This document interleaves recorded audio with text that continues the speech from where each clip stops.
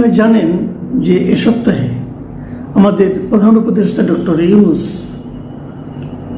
London যাচ্ছেন। তিনি London যাচ্ছেন ওনার একটা ব্যক্তিগত পুরস্কার নেওয়ার জন্য, পুরস্কার গ্রহণ করার জন্য, এবং সেই সঙ্গে বলা হচ্ছে সরকারের পক্ষ থেকে যে বিদেশে যে পাচার করা অর্থগুলো আছে বাংলাদেশের, সেগুলো উদ্ধার করার ক্ষেত্রে ইংল্যান্ড সরকারের সঙ্গে হয়তো আলোচনা করবেন। এটাও একটা উদ্দেশ্য হতে পারে। উনি ইংল্যান্ডের প্রধানমন্ত্রীর সঙ্গে দেখা করবেন বলে বলা হচ্ছে, এবং ইংল্যান্ডের যে রাজা আছেন চার্লস, তার সঙ্গে ওনার দেখা হবে। এই দেখার ফাঁকে ইংল্যান্ডের সাবেক মন্ত্রী, সিটি মিনিস্টার এবং লেবার পার্টির এমপি টিউলিপ সিদ্দিক, তার সঙ্গে ডক্টর ইউনূসের দেখা হওয়ার একটা সম্ভাবনা আছে। আসলে সম্ভাবনা অনেক আলোচনা হচ্ছিল বিএনপি প্রধান তারেক রহমানের সঙ্গে ওনার দেখা হবে কিনা, অথবা তারেক রহমান ওনার সঙ্গে দেখা করতে চাইবেন কিনা, চাইলে উনি দেখা করতে রাজি হবেন কিনা। যেমন এই আলোচনাটা ছিল, তেমনি টিউলিপ সিদ্দিকের সঙ্গে ওনার দেখা হওয়া নিয়ে একটা নতুন আলোচনা তৈরি হয়েছে। এই আলোচনার খবরটা আমরা জানতে পেরেছি ইংল্যান্ডের বিখ্যাত দ্য গার্ডিয়ান পত্রিকার মাধ্যমে। এই গার্ডিয়ান পত্রিকা আজকে একটা এ সংক্রান্ত রিপোর্ট প্রকাশিত হয়েছে। সেই রিপোর্টে লিখেছেন এই গার্ডিয়ান পত্রিকার চিফ রিপোর্টার ড্যানিয়েল বোফে, এবং সেই রিপোর্টে বলা হয়েছে যে টিউলিপ সিদ্দিক নিজে থেকেই ডক্টর ইউনূসের সাক্ষাৎ প্রার্থী হয়েছেন। তিনি ডক্টর ইউনূসের সঙ্গে কথা বলতে চান। কি ব্যাপারে উনি কথা বলতে চান? যে বাংলাদেশের টিউলিপ সিদ্দিকের বিষয়ে যে সমস্ত অভিযোগ দুদক উত্থাপন করেছে এবং একটা গ্রেফতারি পরোয়ানা জারি হয়েছে বলে জানানো হয়েছে, সেই বিষয়গুলিকে টিউলিপ সিদ্দিক মিসআন্ডারস্ট্যান্ডিং হিসাবে অভিহিত করেছেন। তিনি বলেছেন বাংলাদেশের তার কোনো স্বার্থ সংশ্লিষ্ট কর্মকাণ্ড নেই। হ্যাঁ, এটা ঠিক যে এখানে ওনার খালা সে দীর্ঘদিন প্রধানমন্ত্রী ছিলেন, এবং উনি বলেছেন যে আমার জন্ম ব্রিটেনে, আমার কর্ম সেখানে, বাংলাদেশে আমার কোনো ধরনের প্রফেশনাল কোনো কর্মকাণ্ড নেই, কাজেই সেখানে এই সমস্ত দুর্নীতির অভিযোগগুলো গ্রহণযোগ্য নয়। এবং টিউলিপ সিদ্দিক যে কথাটা বলেছেন, যেটা খুব গুরুত্বপূর্ণ, সেটা হলো যে তার পক্ষ থেকে তার আইনজীবীরা বারবার দুদকের আইনজীবীদের সঙ্গে যোগাযোগ করেছেন, কিন্তু দুদকের আইনজীবীরা এই ব্যাপারে কোনো মাত্র সাড়া দেয়নি। সাড়া না দিয়ে টিউলিপ সিদ্দিকের যে বক্তব্য, সে বক্তব্যটা হলো যে দুদক বাংলাদেশের কোনো একটা ঠিকানায় টিউলিপ সিদ্দিকের নামে বিভিন্ন রকম চিঠি পাঠাচ্ছেন, এবং তার বিরুদ্ধে কি কি অভিযোগ আছে সেগুলো মিডিয়ার কাছে প্রকাশ করে দিচ্ছেন, এবং অভিযোগগুলোই মিডিয়াগুলো এমনভাবে প্রকাশ করছে যেন মনে হচ্ছে যে উনি সেটা অপরাধী। দেখুন, টিউলিপ সিদ্দিকের এই যে বক্তব্য, এই বক্তব্যগুলো কিন্তু আপনি একেবারে উড়িয়ে দিতে পারবেন না। একটা কথা মাথায় রাখতে হবে, টিউলিপ সিদ্দিকি ব্রিটেনের নাগরিক, সেখানকার এমপি, একবার দুবার না একাধিকবার এখানকার এমপি হয়েছেন। গত এক দশকেরও বেশি সময় ধরে ব্রিটেনের মানুষ ভোট দিয়ে ওনাকে তাদের এমপি বানাচ্ছেন। এবার তার পার্টি ক্ষমতায় গিয়েছে এবং ওনাকে মন্ত্রীপদ বানিয়েছিলেন, কিন্তু তখন ওনার বিরুদ্ধে নানা রকম অর্থনৈতিক কেলেঙ্কারির অভিযোগ বাংলাদেশ থেকে উঠে, ইংল্যান্ডেরও একটা পত্রিকায় এই ব্যাপারে উঠে যে শেখ হাসিনার ঘনিষ্ঠ কোনো একজন ব্যবসায়ী ওনাকে বাড়ি দিয়েছেন, থাকতে দিয়েছেন, এ সমস্ত অভিযোগ ওঠে।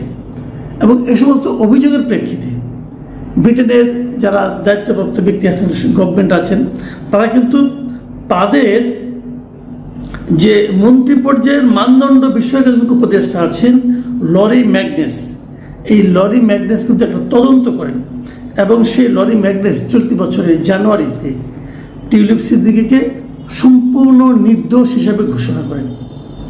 কিন্তু এই ঘোষণার পরেও এই লরি ম্যাগনেস একটা কথা অবশ্য বলেন ওনার রিপোর্টে, ওখানে তিনি টিউলিপ সিদ্দিককে সতর্ক করে দেন এবং বলেন যে তার পরিবারের বাংলাদেশের সঙ্গে ঘনিষ্ঠ যোগসূত্র থেকে যে সুনামের ঝুঁকি হতে পারে তা নিয়ে তার সচেতন থাকা প্রয়োজন। তার মানে বাংলাদেশে তার খালা আছেন, তার মাও বাংলাদেশে খুব গুরুত্বপূর্ণ ভূমিকা পালন করেন। এই যে আত্মীয়তার সম্পর্ক, এই আত্মীয়তার সম্পর্ক থেকে ওনাকে সতর্ক থাকতে হবে, এটা ল্যারি ম্যাগনেস বলেন। কিন্তু যে অভিযোগগুলি উঠেছিল সেই অভিযোগগুলোর বিষয়ে ল্যারি ম্যাগনেস তদন্ত করে তাকে সম্পূর্ণ নির্দোষ ঘোষণা করেন। এত কিছুর পরেও টিউলিপ সিদ্দিক কিন্তু তার সেই সিটি মিনিস্টারের পোস্ট থেকে পদত্যাগ করেন এবং তিনি বলেন যে এই বিষয়গুলো তার সরকারের উপর নেতিবাচক প্রভাব ফেলতে পারে, এই বিবেচনা করে তিনি রিজাইন করেছেন। বিষয়গুলো খেয়াল করুন। এখন প্রশ্ন হচ্ছে যে টিউলিপ সিদ্দিক অবশ্যই আমাদের দেশের সঙ্গে কোনো না কোনোভাবে সম্পর্কিত, উনি নিজে অস্বীকার করুন বা না করুন। সম্পর্কিত এই কারণে যখন ওনার খালায় দেশে প্রধানমন্ত্রী ছিলেন তখন কি তিনি এখানে এসে রাষ্ট্রীয় নানা ধরনের প্রোটোকল ওনাকে দেওয়া হয়নি? হয়েছে। উনি কি সুযোগ সুবিধা পাননি? কিছু পেয়েছেন, উনি পেয়েছেন, ওনার ভাই পেয়েছেন, ববি সিদ্দিক পেয়েছেন, এরা সবাই জানে, এখানে নতুন কিছু নেই। তারপরেও আমার মনে হয় শেখ হাসিনা পরিবারের মধ্যে সবচেয়ে কম ঘনিষ্ঠ আমাদের এই সরকারের সঙ্গে ছিলেন টিউলিপ সিদ্দিক। ওনার সম্পর্কে একটা বড় অভিযোগ ছিল যে এই রূপপুর পারমাণবিক যে বিদ্যুৎ কেন্দ্র ছিল সেটার সঙ্গে, সেটা পাওয়ার ক্ষেত্রে টিউলিপ সিদ্দিক রাশিয়ার সঙ্গে, পুতিনের সঙ্গে ওখানে ওই সময় এক ধরনের মধ্যস্থতাকারী ভূমিকায় অবতীর্ণ হয়েছেন এবং উনি বিপুল পরিমাণ অর্থ এখান থেকে সরিয়েছেন। এই ধরনের অভিযোগ আমাদের এখান থেকে উঠেছে। কিন্তু সেই অভিযোগগুলোর পেছনে কাগজপত্র কতটুকু কি আছে, কতটুকু সত্যতা আছে, কতটুকু তথ্য ভিত্তিক অভিযোগ সেটা নিয়ে কিন্তু আলোচনা হতে পারে।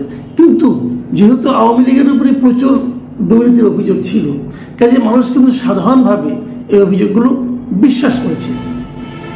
এখন ডক্টর ইউনূস গিয়েছেন, যাচ্ছেন, উনি ওনার সঙ্গে ওই যে দেখা করতে চান,